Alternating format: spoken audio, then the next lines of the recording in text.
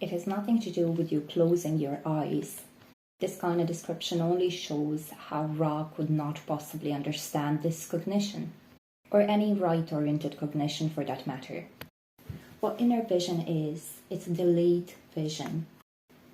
I'm somebody with a defined solar plexus, on the design side even, and still I do not consider this my authority, at least not the general description of what solar plexus authority works as.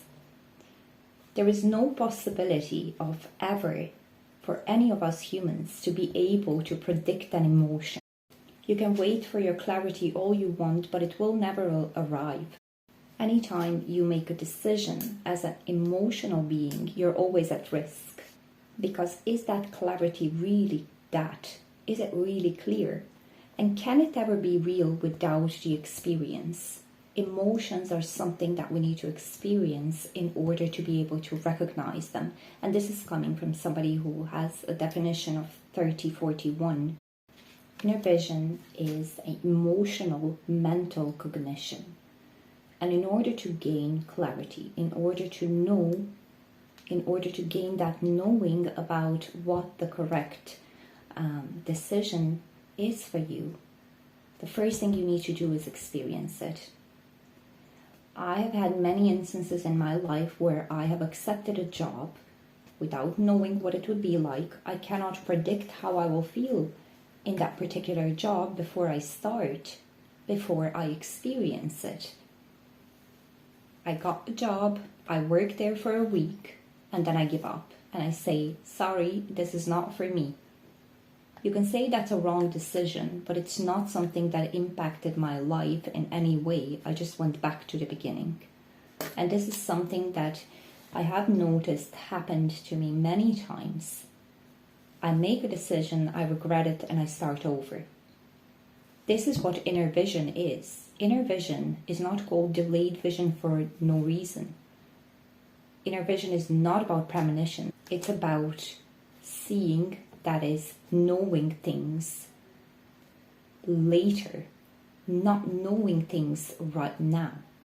The way I do my readings, for example, I never prepare for them. I have a right brain and a right mind, and preparation and focus and having notes and having papers in front of me is something that requires me to focus, that requires me to lose myself, that requires me to use a lot of energy. And when I have to focus is when my energy gets drained.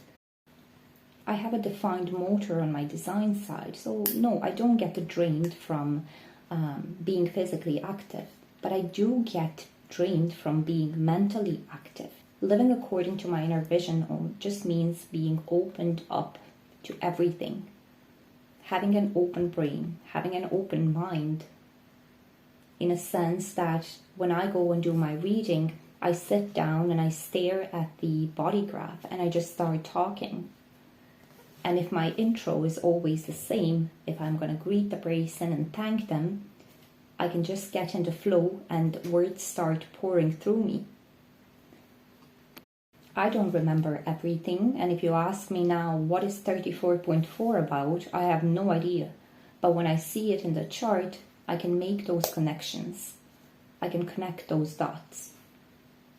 It's not about others asking me questions or me visualizing things. It's just about me unfocusing, just being an open vessel for the information and allowing this information to run through me. Inner vision has one foot in the emotional realm and the other one in the mental realm, and as such, it's here to bring balance. I can always feel when my body is out of balance, and I can always adjust it. And I've given this example quite a few times before, but when it comes to eating, when it comes to PHS, I completely ignore it. I eat according to my inner vision. I eat in a way that I am open to just hearing my body and what it needs. And if I have craving for some fast food and I eat some fast food now, later on I will see whether that was good for me or not. And if it feels bad, if I don't feel good after it, I know that I have to balance it out. And very often afterwards, I'm going to eat a bunch of fruit or something really healthy, just in order to balance things in my body. And if I spend one evening socializing, I need the next couple of days without seeing anybody except for my family. But I can't socialize for some time. I could never have people over or go visit somebody a few days in a row. It's totally out of balance for me. And as a right brain and as a right mind, all I'm looking for in every activity, no matter how active it is, because this is not about being passive in a sense that you don't do anything, that you don't move, that you don't read, that you don't learn, that you don't do anything active. It's about finding the activity that relaxes you. For some, that can be something extremely passive. For others, it can be something extremely active. Some people relax by going to gym. So naturally, if you have inner vision, if you have a right brain, you will naturally look for relaxation every day. And for some people, socializing can be a relaxing thing. For others, it's not.